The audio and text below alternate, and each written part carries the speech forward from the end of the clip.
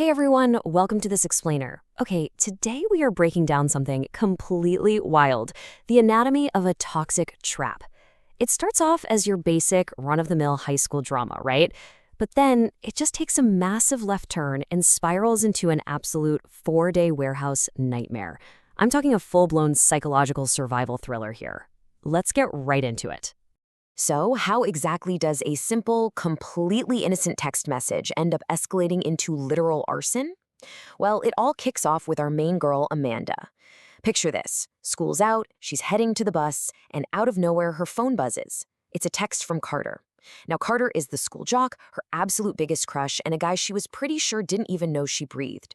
The text says to meet him behind the school in the old warehouse, immediately. So obviously, Amanda throws caution entirely to the wind and sprints over there, thinking this is it, he's finally asking me out. But she runs into this pitch-black, windowless room only to find Carter is already there, hugging and laughing with his girlfriend. And trust me, this is not just any girlfriend. Enter Zoe. She is the undisputed queen bee and head cheerleader. You know the type. She holds that terrifying high school status where literally everyone is scared to cross her. She's demanding, she's mean, and honestly, she's the absolute last person on the planet you'd want to be locked in a dark room with. So Amanda realizes, okay, this is incredibly awkward and tries to just tiptoe right back out. But the door is stuck. She pulls it so hard the doorknob actually breaks completely off in her hand. Bam. Just like that, the trap is sprung, and Amanda is now claustrophobically trapped in a tiny space with the guy of her dreams and his absolute nightmare of a girlfriend who is looking at her like she's prey. Now, to really grasp how insane this gets, we have to look at the timeline. They are not just stuck in there for an awkward afternoon. They are trapped in this freezing, dark warehouse for 4 agonizing days. And the timing? It literally could not be worse. This whole thing goes down on a Friday. And not just any Friday. It's the last day before a 2-week winter break. That means the entire campus is a ghost town, completely shut down for the holidays. In a split second, the stakes jump from an embarrassing teen encounter to a very real, very dangerous emergency. So what are their odds of getting outside help? 0. Absolutely 0. Why? Well, Zoe, trying to have some quote-unquote private time with Carter, actually forced him to leave his phone outside the building. Amanda still has hers, but in a classic stroke of terrible luck, the battery dies almost immediately. They're screaming, they're pounding on the walls. At one point, Amanda and Zoe are literally shouting out of a tiny vent at a passing janitor. But get this, the guy has massive headphones on. He kind of glances their way, shrugs, and just keeps on walking. They are completely, 100% cut off. Later that first night, pitch black, Zoe finally falls asleep after having a nightmare. And this is when we get our first massive twist. Carter whispers this absolute bombshell. He says, "I like you, Amanda. I broke up with Zoe 2 days ago." Wait, what? Turns out Carter genuinely wanted to talk to Amanda. He was only in that warehouse because Zoe manipulated him into it, begging for one last closure talk and refusing to accept that it was over. Carter was just trying to keep the peace with his very erratic ex, totally clueless that Amanda was going to walk through that door. Okay, let's dive right into the pure chaos of being stuck together, because things get weird fast. Amanda finds this tiny hidden storage cellar under the floorboards to get some breathing room. Carter follows her down there, tries to hand her a stolen soda, and in the cramped space, Amanda flinches and accidentally knees him square in the nose. I mean, knocks him out cold. And if that wasn't enough of a disaster, while she's struggling to drag his unconscious body back up the stairs, a huge spider drops from the ceiling.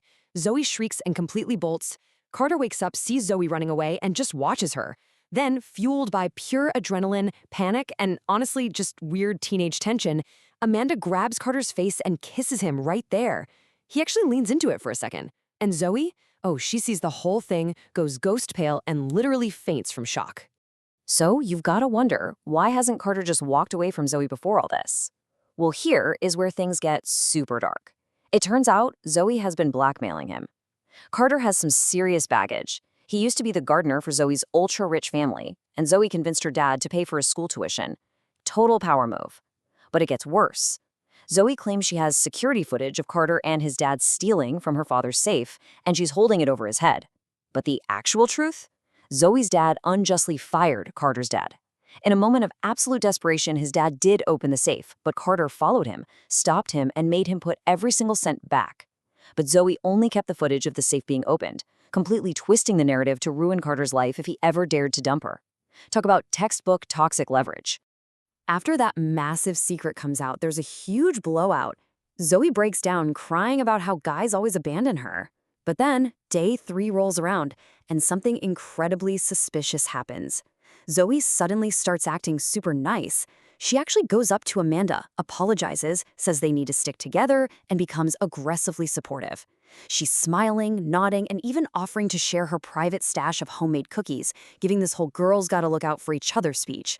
After literally days of relentless bullying, this pivot is wildly unsettling. Now, what's really interesting here is the direct correlation we can track. Let's look at Zoe's so-called kindness. Early on, she offers Amanda a drink. Then she shares some of her sandwich. Then the homemade cookies. But look at what happens immediately after. Amanda gets hit with extreme dizziness, almost passing out, and then suffers from these mortifying, incredibly loud stomach noises and gas right in front of her crush. Every single time Amanda ate or drank something Zoe offered, she had this deeply humiliating, bizarre physical reaction. And here is the sinister truth behind that kindness. Digestive drops. Yeah. After they finally get rescued, the police search Zoe's backpack and find a little bottle of liquid laxatives. Zoe was literally lacing the food and water before handing it to Amanda. She wasn't turning over a new leaf. She was running a highly calculated sabotage campaign to make Amanda look and sound utterly repulsive in front of Carter. It just shows you the sheer level of toxic manipulation Zoe was operating on. She weaponized basic human empathy just to humiliate her competition. Which brings us to the ultimate jaw-dropping twist of the whole story. Zoe finally snaps and drops this chilling revelation. I sent you that message, Amanda, not Carter. I needed to get rid of both of you. Let that sink in. This entire situation? It was never an accident. Zoe stole Carter's phone and texted Amanda herself.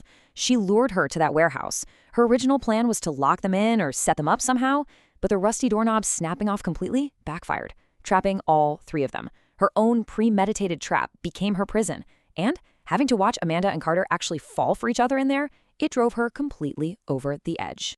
So suddenly, we are no longer in an awkward teen drama. This is now a literal fight for survival. Her manipulation failed. Carter has entirely rejected her. So in a fit of absolute madness on night 3, Zoe reaches into that bottomless bag of hers and pulls out a lighter and a bottle of gas. She starts screaming that if she can't have Carter, nobody can. She splashes the accelerant everywhere and literally sets the cardboard boxes on fire. Just like that, the stakes go from 0 to 100. As the flames and smoke start filling the room, Zoe just drops to the floor. And honestly, it perfectly highlights the completely unhinged soap opera level melodrama of her character. While the fire is literally crawling up the walls, she looks at him and cries, "Carter, you never loved me, but you were the most beautiful lie in my life." She is 100% willing to let all 3 of them burn to death in a warehouse just to make this theatrical, tragic point about her bruised ego. It's wild. Okay, so how do they actually make it out alive? Let's break down this frantic escape. All week, there had been this heavy box in the corner explicitly labeled scientific equipment, so they never bothered opening it. But with the fire roaring, they smash it open, only to realize it was mislabeled. It's packed full of heavy sledgehammers.